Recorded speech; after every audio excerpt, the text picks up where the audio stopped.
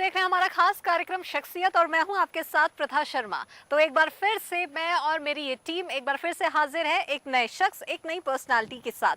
जी हां, हम आपको बता दें कि आज मेरी ये टीम जहां पर पहुंची हुई है वो है नेताजी सुभाष चंद्र बोस राज्य पुलिस प्रशासन अकादमी चंदखुरी रायपुर में।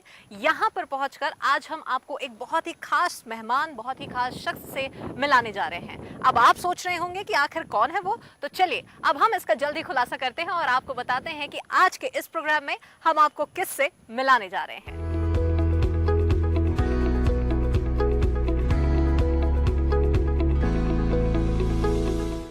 तो आज हम आपको जिससे मिलाने जा रहे हैं वो है एक आईपीएस ऑफिसर और अपने सॉफ्ट नेचर के लिए वो जाने जाते हैं। आदिवासियों के लिए वो लगातार काम कर रहे हैं, आदिवासी समाज के उत्थान के लिए वो लगातार काम कर रहे हैं। फिटनेस फ्रिक वो काफ़ी ज़्यादा हैं, योग को लेकर वो काफ़ी सजग हैं और अपने फिटनेस को लेकर वो काफ़ी ज़्यादा ध्यान देते हैं। यही वजह है कि अपनी डेली रूटीन में वो एक लंबा समय अपने फिटनेस को लेकर, एक्सरसाइज को लेकर भी बिताते हैं। तो चलिए अब हम आपको मिलाते हैं कि आखिर कौन है वो।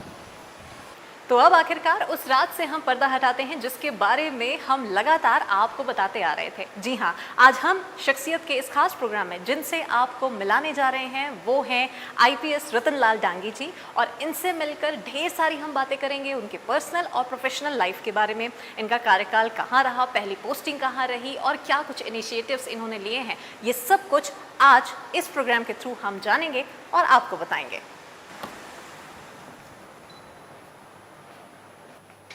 नमस्कार सर, बहुत स्वागत है आपका हमारे इस खास कार्यक्रम शख्सियत में। Thank you. तो आज जैसे कि हमने आपको बताया है कि जिस मेहमान के साथ, जिस खास शख्स के साथ में हम आपको मिलाने जा रहे हैं वो है आईपीएस डॉक्टर रतन लाल डांगी जी। बहुत सारी प्रतिभा के धनी हैं और आज जिस पद पर वो बैठे हुए हैं, इस पोस्ट पर पहुंचने से पहले भी उन्होंने कई सारी जिम्मेदारियां निभाई है। साथ ही बहुत सारे खास इनिशिएटिव्स भी उन्होंने लिए हैं। अपनी पोस्टिंग का ज़्यादातर वक्त उन्होंने बस्तर संभाग में भी बिताया है और ब्लैक बोर्ड, ब्लैक रोड ऐसे कुछ चीज़ों को लेकर, यानी कि छात्रों को लेकर भी उनका विशेष फोकस उनका रहता है, खास महत्व उनको देते हैं। साथ ही यूथ को लेकर भी उनका फोकस है और इंटरेस्ट उनका है। बहुत सारी किताबें लिखी हैं। तो ऐसी अगर ये गिनती अगर देखी जाए तो ये गिनती बढ़ती चली जाएगी, फहरिस्त काफ़ी लंबी है। तो अब हम बिना देरी के हम चाहेंगे कि हम उन्हीं की ज़ुबानी, उन्हीं की कहानी सुनते हैं। तो सर एक बार फिर से पुनः बहुत स्वागत है आपका। और बहुत सारी बातें हैं आपके बारे में, बहुत सारी चीज़ें हैं। सबसे पहले आप सॉफ्ट नेचर के लिए जाने जाते हैं, आईपीएस हैं आप और अब आपको डॉक्टरेट की उपाधि भी मिल चुकी है। लेकिन इन सब के शुरुआती फेज़ की अगर बात की जाए तो सबसे पहले आपका बॉर्न एंड ब्रॉट अप कहाँ से रहा, कैसे ये सब जर्नी की शुरुआत हुई, ये हम जान लेते हैं। देखिए, मैं जो है राजस्थान से नागौर जिला जो है वहाँ से बिलोंग करता हूँ और एक किसान परिवार में मेरा जन्म हुआ। जो फादर्स है वो किसानी का काम करते थे और उसके बाद हम रेगुलर में 12th क्लास का स्टूडेंट था। 12th तक मैं साइंस मैथ्स का स्टूडेंट रहा हूँ और चूँकि मैं हमेशा क्लास का टॉपर रहा हूँ। अच्छा, एकेडमिक काफ़ी स्ट्रॉन्ग रहा आपका। तो अब चूँकि फैमिली बैकग्राउंड थोड़ा सा सपोर्टिव नहीं था, चूँकि मैं 12th के बाद में एक उसमें पीईटी हुआ करता इंजीनियरिंग ट्रस्ट के लिए, मैं उसके लिए भी क्वालिफाई हो गया था। लेकिन चूँकि एक आर्थिक स्थिति के कारण से फिर मैंने वो ज्वाइन नहीं किया और मैंने टीचर्स ट्रेनिंग किया और मैं टीचर बन गया। लगभग मैं 6 साल तक टीचर रहा। तो 12th के बाद आपने टीचिंग में आ गया। मतलब मैं 20 साल की एज में था। 93 जुलाई 93 में ही मैं गवर्नमेंट जॉब में आ गया था और उसके बाद मैंने प्राइवेट ही बीए किया, एमए किया, नेट किया, स्लेट किया। तो एजुकेशंस की तरफ मेरा शुरू से एक अच्छा रुझान था और जब मैं ये पढ़ रहा था तो मुझे पता था कि मैं कैलिबर है, मैं कुछ कर सकता हूँ और ये टीचर का जो है वो एक फेज है, स्टॉपेज अपने को आगे चढ़ना है। फिर मैंने राजस्थान का पीएससी दिया तो मैं कॉमर्शियल टैक्स इंस्पेक्टर के सेलेक्ट हुआ, तो मैं 2 साल कॉमर्शियल टैक्स इंस्पेक्टर रहा। फिर दोबारा पीएससी दिया तो मैं नायब तहसीलदार रहा, अजमेर मेरी पोस्टिंग रही थी और फाइनली एक जो टारगेट की ऑल इंडिया सर्विसेज में आना है और 2003 में मैं आईपीएस में सेलेक्ट होकर के छत्तीसगढ़ काडर मुझे मिल गया। तो ये मेरा एक जर्नी रहा। तो काफ़ी इंस्पायरिंग और काफ़ी इंटरेस्टिंग है आपकी जर्नी। कह सकते हैं कि एक चुनौतियाँ थी जी और ऐसी चुनौतियों में बहुत सारे लोग टूट जाते हैं। लेकिन एक अंदर से कॉन्फिडेंस था कि नहीं, अपन पढ़ने में तो होशियार नहीं है, ठीक है, ये तो एक थोड़ा सा समय के लिए कह सकते हैं कि रोक सकती है। अब चूँकि हिस्ट्री हम पढ़ते हैं तो बहुत सारे महापुरुष रहे हैं कि जिनकी लाइफ भी अपने से ज़्यादा स्ट्रगल की रही है। चाहे हम डॉक्टर बाबा साहब अम्बेडकर की बात कर लें, चाहे अब्राहम लिंकन जी की बात कर लें, इवन अपने लाल बहादुर शास्त्री जी की बात कर लें, तो सभी ने तो वो फेस देखा ही है।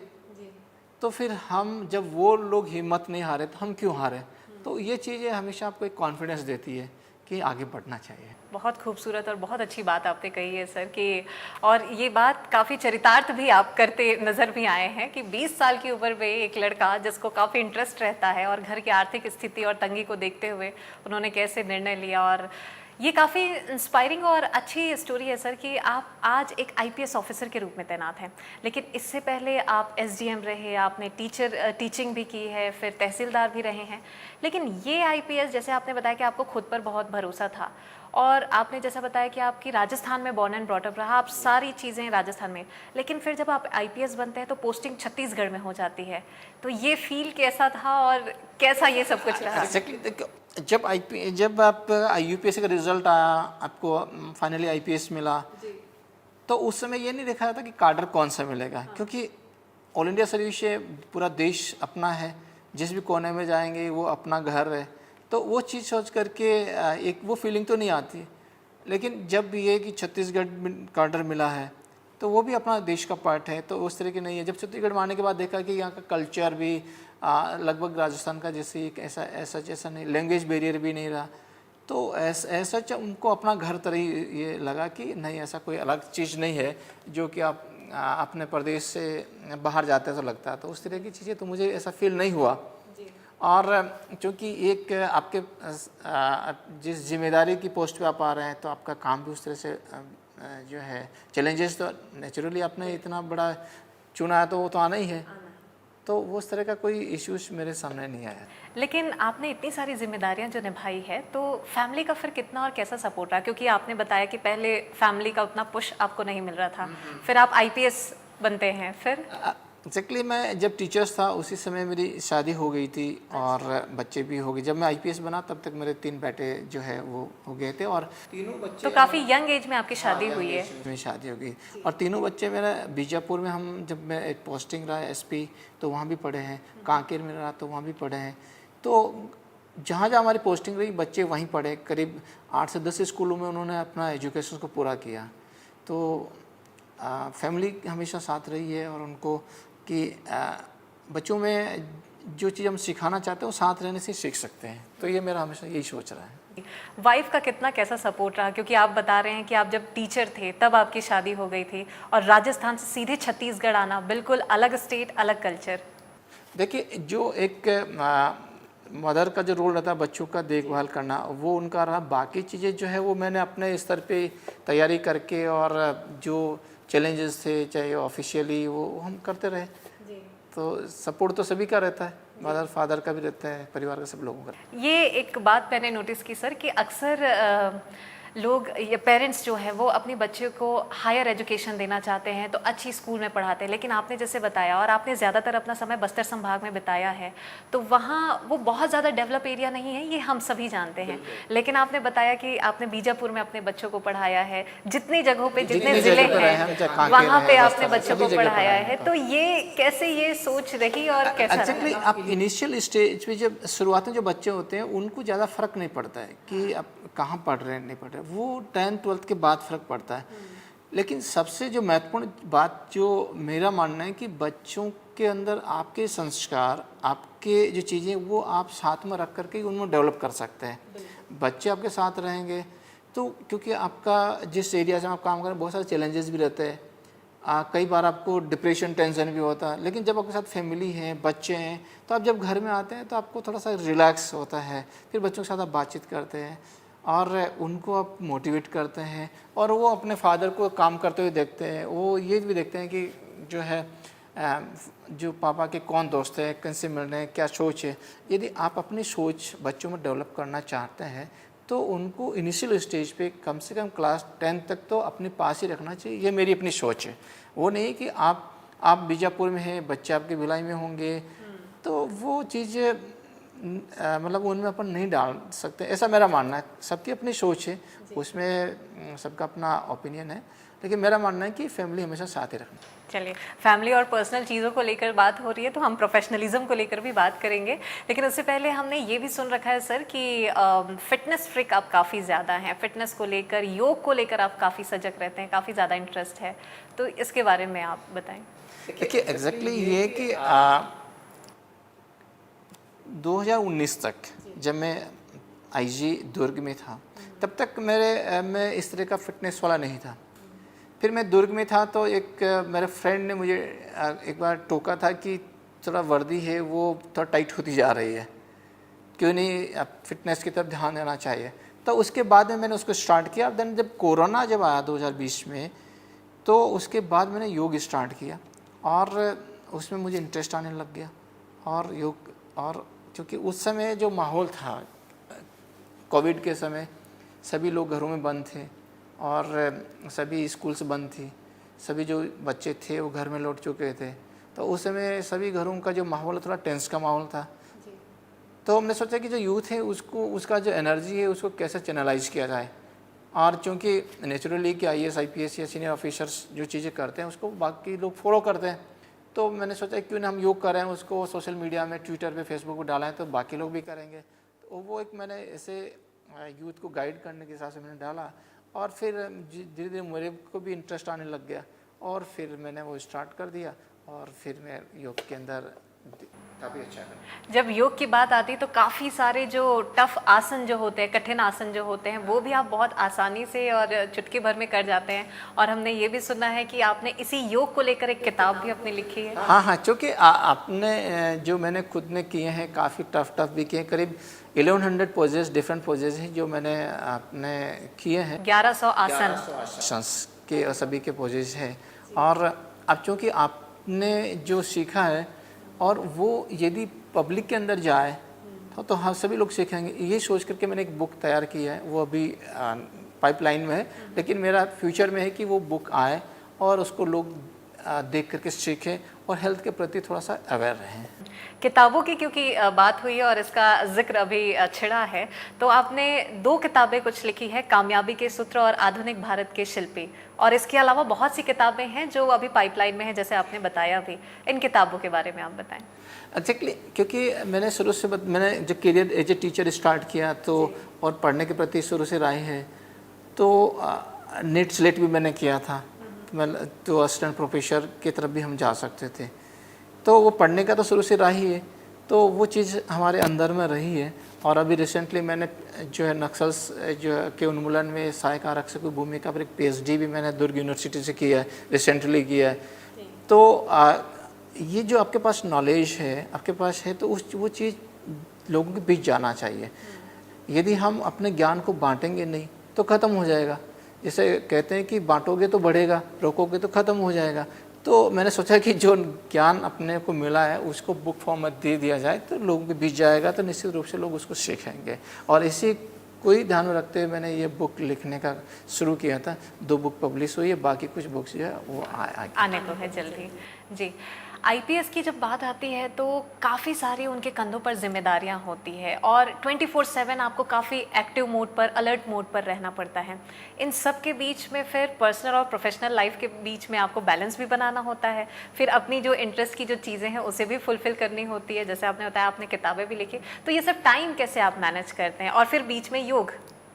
एग्जैक्टली, देखो अपने आप को मैनेज करना होता है कि हम एक शेड्यूल बनाएं कि इतना बजे उठना है, ये काम करना है और इतना ये पढ़ना है, ये लिखना है, फिजिकल फिटनेस की तरफ भी ध्यान देना है। तो ये शुरुआत में तो आपको थोड़ा टफ लगता है, लेकिन जो चीज़ें आपकी आदत में आ जाती है तो फिर वो आपको टफ नहीं लगती है। तो यदि आप किसी काम को नहीं करना चाहते हैं तो आदत में डाल लीजिए।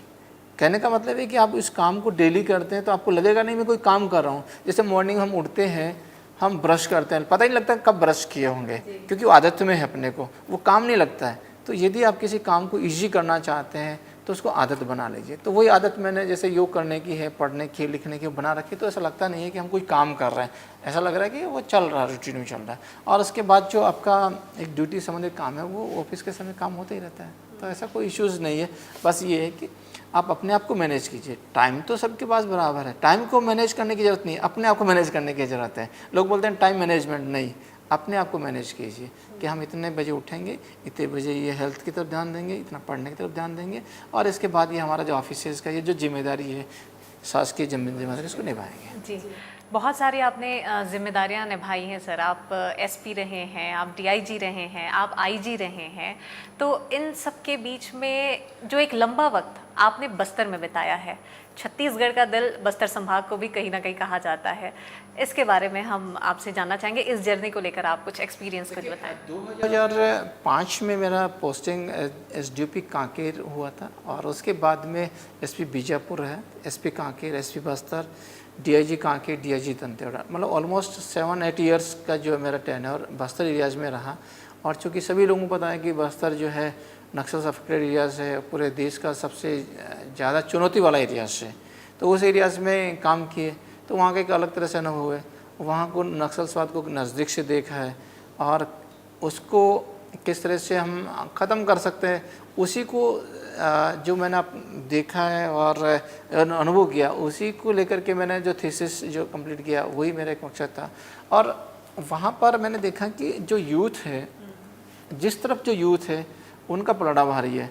जब वहाँ के जो यूथ है उनको नक्सल अपने तरफ ले गए तो उनकी संख्या बढ़ गई, वो फोर्सेस पे हावी हो रहे थे। लेकिन 2005 के बाद जो छलवा जुलूम स्टार्ट हुआ, जो बहुत सारे जो यूथ है वो पुलिस की तरफ आए, उनको सहायक आरक्षक बनाया, तो जो यूथ पुलिस की तरफ आए, तो उसके बाद उनको हमने सही तरीके से गाइड करने का एक अभियान चलाया कि किस तरह से लोगों को गाइड कर, यूथ को जो गाइड करके हम उनको अपनी तरफ मिला सकते हैं, और जो नक्सलवाद जो इतनी बड़ी समस्या उसको ख़त्म कर सकते हैं। इसीलिए मैंने एक mission guide the youth grow the nation भी जो है वो उसी समय से चलाया। उसका मकसद है कि जो यूथ है उसको गाइड कीजिए और देश को आगे बढ़ाइए। Guide the youth grow the nation, क्योंकि जो यूथ है वो, चाहे वो हम एग्जाम्पल लेते हैं किसी परिवार का, जब परिवार का यूथ सही दिशा में चलता है तो उसके पेरेंट्स जो है वो खुश रहते हैं।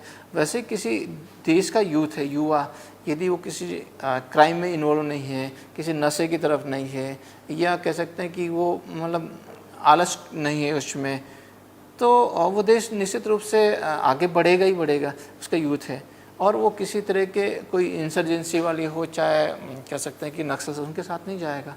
तो ये इस मकसद को लेकर के मैंने जो यूथ है उसको गाइड करने के लिए उनके करियर कैसे, उनको क्या चुनना चाहिए, कैसे करना चाहिए, क्या आपके लिए फ़ायदे की चीज़ें, आपके परिवार के लिए, देश के लिए क्या है, क्या चीज़ें आपको नुकसान करा सकती हैं, इन चीज़ों के हमने एक अभियान चलाया जिसमें सभी एसपीज थाना स्तर पर भी जा कर के जो यूथ है उसको कॉलेजेस में, स्कूल्स में ये एक अभियान हमने चलाया था। चलिए, तो कुल मिला के युवाओं पे विशेष फोकस आपका रहा है। जो युवा है वही देश का भविष्य है। जी जी जी, और काफ़ी अच्छा इनिशिएटिव आपने लिया भी है। छात्रों को लेकर भी आपने एक बहुत अच्छा इनिशिएटिव लिया है। ब्लैक रोड, ब्लैक बोर्ड की बात भी अभी कुछ देर पहले भी हो रही थी, हम चाहेंगे आप उसके बारे में भी बताएं। जैसे नक्सल से एरिया से हमने काम किया तो वहाँ हमने देखा कि स्कूल्स जो थे, नक्सलियों ने उस एरियाज़ के जितने भी स्कूल्स थे, और एक अभियान चला कर उन्होंने पूरे स्कूल्स को ब्लास्ट किए, बिल्डिंग्स को। जब हमने एक नक्सल्स कमांडर्स को पकड़े, उसको इंट्रोगेट किए, उनसे पूछा कि तुम स्कूल बिल्डिंग्स को क्यों तोड़ रहे हो, तो उनका ये कहना था कि सर स्कूल नहीं तोड़ेंगे तो यहाँ के आदिवासी लोग पढ़ेंगे तो उनमें फिर सवाल पूछने की बात आ जाएगी कि वो लोग जागरूक भी हो जाएंगे। तो हम कभी नहीं चाहेंगे कि इस एरियाज़ के जो आदिवासी यूथ है, जो बच्चे पढ़ें, और यदि वो नहीं पढ़ेंगे तो हम जो कहेंगे वो मानेंगे, हमारा जो माओ का जो विचारधारा है उसकी तरफ मांगेंगे, और यदि पढ़ भी जाएंगे तो गांधी की विचारधारा, अंबेडकर की विचारधारा की तरफ चले जाएंगे कि क्या सही है क्या गलत है। तो उस चीज़ से मुझे ये रियलाइज हुआ कि, और उसके अलावा सबको पता है कि एजुकेशन एक ऐसी चीज़ है जिससे हम अपने आप को बदल सकते हैं, दुनिया बदल सकते हैं। हम शिक्षा के माध्यम से सामाजिक क्रांति ला सकते हैं, हम हर तरह का विकास शिक्षा के माध्यम से ही कर सकते हैं। तो इसलिए मैंने जो है वो ब्लैक बोर्ड और ब्लैक रोड का जो कॉन्सेप्ट मैंने वहीं से लिया था कि यदि ब्लैक बोर्ड यानी जो एजुकेशन सिस्टम, यदि आपके स्कूल्स, कॉलेजेस और जो जितना भी एजुकेशन इंस्टीट्यूशन है वो यदि स्ट्रॉन्ग होंगे, साथ ही ब्लैक रोड यानी जो इंफ्रास्ट्रक्चर रोड्स होगी, आपके जितने भी जो विकास से संबंधित जितने भी भवन है वो अच्छी स्थिति में होंगे, तो निश्चित रूप से जो यहाँ का यूथ है या वहाँ के जो लोग हैं वो कोई भी नक्सलियों के साथ नहीं जाएगा, कोई भी किसी उग्रवादियों के साथ में नहीं जाएगा। तो किसी भी समस्या को ख़त्म करने के लिए, स्पेशली जो सामाजिक या आर्थिक कारणों से जो समस्या पैदा हो रखी है, वो उसका समाधान एक ही है, blackboard and black root. काफ़ी अच्छा ये इनिशिएटिव है।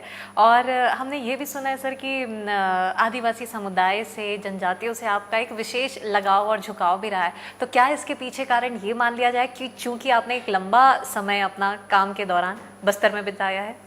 एग्जैक्टली, जैसे मैं बस्तर एरिया में बिताया, हर जगह रहे, तो हमने देखा कि जो आदिवासी समाज है वो बहुत ही सरल लोग हैं और नक्सल्स आकर के उनका शोषण कर रहे हैं, और उनकी कल्चर बहुत रिच है, और वो जो है उसने पूरी कह सकते हैं कि हमारा फॉरेस्ट या प्रकृति को उन्होंने बचाया है। जितना जंगल आप देखेंगे पूरी दुनिया में, और हम छत्तीसगढ़ की बात करेंगे तो पूरा जंगल केवल ट्राइब्स लोगों ने बचाया। तो जब तक ट्राइबल जो है अपना बेल्ट में, क्योंकि प्रकृति पूजक है, वो हर चीज़ प्रकृति के हिसाब से वो चलते हैं, और उनको ये पढ़ाने की ज़रूरत नहीं है कि सस्टेनेबल जो डेवलपमेंट के हिसाब से, नहीं, वो उनका शुरू से ही रहा। तो वहाँ के लोगों से मिलने से, इनके साथ रहने से समझ में आया कि ये सच्चे लोग हैं, और नक्सलों के कारण से पीड़ित भी है। तो अपने आप ही उनके प्रति एक संवेदना कह सकते हैं कि एक प्रेम जागृत हो गया, और लगा कि नहीं, इनके लिए हमको कुछ करना चाहिए। जब हमको मौका मिला है इस पद पे काम करने का, हम जितना इनको जो यूथ है उसको हम सही दिशा दे सकते हैं, उनको सही रास्ते पर ला सकते हैं, जिससे कि जो अभी का जो पीढ़ी पीड़ित है, ठीक है, लेकिन आगे के लोग तो पीड़ित नहीं रहे। इसलिए वहाँ के जो ट्राइबल जो कम्युनिटी है उसके साथ हमारा एक बहुत अच्छा एक तरह से पारिवारिक संबंध टाइप का हो गया, और सभी जो लोग आते, मिलते, बात करते, तो हमको अच्छा लगता है, और उनको एक रास्ता हम दिखाने की कोशिश करते हैं। हालांकि वो हमसे ज़्यादा होशियार, ऐसा नहीं है कि हम उनको रास्ता दिखाएं, लेकिन ये कि उनके लिए हम अच्छा से अच्छा क्या कर सकते हैं वो हम करते थे। बहुत सारी जिम्मेदारियां आपने निभाई हैं और अलग अलग ज़िलों में भी आप गए हैं। संभाग की अगर बात करें तो बस्तर, छत्तीसगढ़ के मैप में देखा जाए तो सबसे नीचे बस्तर संभाग और सबसे ऊपर सरगुजा संभाग। आपने दोनों ही संभाग में अपना समय दिया है और अपना एक कार्यकाल वहाँ पे बिताया है। कैसा ये एक्सपीरियंस, कैसा ये अनुभव रहा? देखिए, मैं छत्तीसगढ़ के नॉर्थ, साउथ, ईस्ट, वेस्ट सभी, ऑलमोस्ट सभी छत्तीसगढ़ के सभी कोनों में मैंने काम किए हैं। और चूँकि आप सरगुजा की, बस्तर की बात करते हैं, दोनों ही एरियाज़ का मतलब आदिवासी जो बाहुल्य एरियाज़ है, इसमें जो है उनकी एरियाज़ की अलग अलग प्रॉब्लम रही है। लेकिन ये है कि वहाँ काम करने से ये हमको एक सेवा का मौका मिलता है, क्योंकि जहाँ लोग थोड़े पीड़ित हैं वहाँ आप कुछ करते हैं तो लगता है कि नहीं, हम कुछ कर रहे हैं। जो पहले से वो जो डेवलप्ड एरिया है, जो पढ़े लिखे लोग हैं, वहाँ आपको उतनी संतुष्टि नहीं मिलेगी जितने आप ऐसे एरियाज़ में काम करते हैं। तो बस्तर और सरगुजा एरियाज़ में मुझे बहुत अच्छा संतुष्टि, मतलब एक सर्विस में आने का जो रहता नहीं कि हम सेवा देंगे और लोगों के लिए कुछ करेंगे, तो वो एक मौका मिला था। जी, तो काफ़ी लंबा वक्त आपने यहाँ पे भी बस्तर संभाग में, और इसके बाद कोई एक अच्छा और कोई ऐसा विशेष अनुभव या एक्सपीरियंस जो जितने भी जगह आपने काम किया उसमें से कुछ खास? देखिए, सभी जगह का अलग अलग अनुभव हुए। जैसे बस्तर एरियाज़ का एक अपना अनुभव है, जिसमें कि आप, जैसे मैं वहाँ, क्योंकि कई बार हम ऑपरेशन हम खुद लीड किए, काफ़ी ऑपरेशन हम करते थे। तो एक बार हम ऑपरेशंस कांकेर में जब एसपी थे, तो मैं एक ऑपरेशंस के लिए हम चित्रम जो है परलकोट एरियाज़ का है, वहाँ गए थे। 23 मार्च 2008 की बात है। तो हम ये मतलब होली के 1-2 दिन आगे पीछे गई था, तो हम चित्रम गए थे। और उसी दिन जब हम वापस जब लौट रहे थे, तो वहाँ जाकर के हमने जो स्वतंत्रता सेनानी है गेंद सिंह, उनका बंगले, उसका जो महल है उसको देखा, उनको कहाँ फांसी लगाए वो देखा, और वहाँ पर एक उनकी कह सकते हैं कि मंदिर था, दंतेश्वरी मंदिर, उसको देखा। और एक बहुत बड़ा नक्सलियों का स्मारक बना, हमने उसको ध्वस्त किए। लेकिन जब वापस लौटे थे तो उन्होंने हमारी एक गाड़ी है उसको ब्लास्ट किया, और उसमें हम लगभग करीब 10 घंटे तक हम लोग फंसे रहे थे, काफ़ी फेस किए। और फिर उसके बाद उस सेम डे 23 मार्च को मेरे बेटे का बर्थडे था। वो कांकेर घर में इंतज़ार कर रहे थे कि कब आएंगे, कब केक काटेंगे। हम दूसरे दिन और आप वहाँ फंसे वहाँ हुए थे। वहाँ मतलब एक नक्सलियों के साथ लड़ रहे थे, और चूँकि उस दिन बारिश भी हो रही थी। फिर हम वहाँ से निकलते सुबह करीब 4-5 बजे हम जो है वहाँ छोटे बिटिया क्या नाम उसका बांदे पहुँचे। फिर शाम तक हम कांकेर पहुँचे। जब आने के बाद जब बच्चों को पता लगा जिस तरह का लगा, तो एक कह सकते हैं कि अविस्मरणीय घटना है हुई। लेकिन ये है कि आपकी ड्यूटी पहले है जी। और उस घटना से हमने बहुत सारी चीज़ें सीखी भी कि किस तरह से हमको एक बना रहता है, क्या सावधानी रखना चाहिए, क्या गलती हम करते सीखते हैं। जी, एक आखिर सवाल आपसे और, इतनी सारी जगहें हैं छत्तीसगढ़ में, बहुत सारी जगहों पे आपने ऑलरेडी काम किया है, जिम्मेदारियां आपने निभाई है। आपको अगर पूछा जाए कि आपको किस जगह की जिम्मेदारी चाहिए, आप कहाँ और एक बार फिर से काम करना चाहते हैं, कहाँ काम करना चाहेंगे, तो ये कौन सी जगह होगी? देखो, छत्तीसगढ़ के हर कोने में हमने काम किया है, कोई ऐसा कोना नहीं है। लेकिन जहाँ एक पर्टिकुलर हमारी पसंद नहीं है, जहाँ शासन हमको दे हम वहाँ ही काम करने के पहले भी आदि रहे, और आगे भी जो शासन का जो आदेश होगा वहाँ हम काम करेंगे। चलिए, बहुत शुक्रिया सर आपका हमारे साथ में इस खास कार्यक्रम शख्सियत में मिलने के लिए, और अपने लाइफस्टाइल के बारे में, अपने लाइफ के बारे में और अपने प्रोफेशनल लाइफ के बारे में भी हमारे दर्शकों को आपने इतनी सारी बातें बताई है, इसके लिए बहुत बहुत आभार आपका। तो आज शख्सियत के इस खास कार्यक्रम में हमने आपको मिलाया है आईपीएस डॉक्टर रतन लाल डांगी जी से। बहुत सारी उनकी बातें सुनी है, उनकी जर्नी काफ़ी इंस्पायरिंग रही है कि कैसे 20 साल का एक लड़का जो कि राजस्थान में पलता है, बढ़ता है, और उसे खुद पर इतना ज़्यादा यकीन होता है, विश्वास होता है कि वो 20 साल की महज इस उम्र में ही 12वीं कक्षा के बाद में वो गवर्नमेंट टीचर बनते हैं, और उसके बाद में वो एसडीएम बनते हैं, तहसीलदार बनते हैं, और फिर कड़े निश्चय के साथ में वो संकल्प लेकर आईपीएस की तैयारी करते हैं, और इसमें भी उनको सफलता मिलती है। और उनकी पोस्टिंग होती है छत्तीसगढ़ में। राजस्थान से निकलकर वे छत्तीसगढ़ आते हैं, और यहाँ पर पहुंचकर भी उन्होंने लगातार अपनी कई जिम्मेदारियां यहाँ पर निभाई हैं, और अभी भी वो लगातार निभाते आ रहे हैं। तो ये तो बात रही डांगी जी की, जिनके बारे में आज हमने विस्तार से जाना है और समझने की कोशिश की है। तो इसी के साथ आज के हमारे इस खास कार्यक्रम में फिलहाल इतना ही। अगली बार हम फिर से हाजिर होंगे एक नए शख्स के साथ। तब तक के लिए मुझे दीजिए इजाज़त। नमस्कार।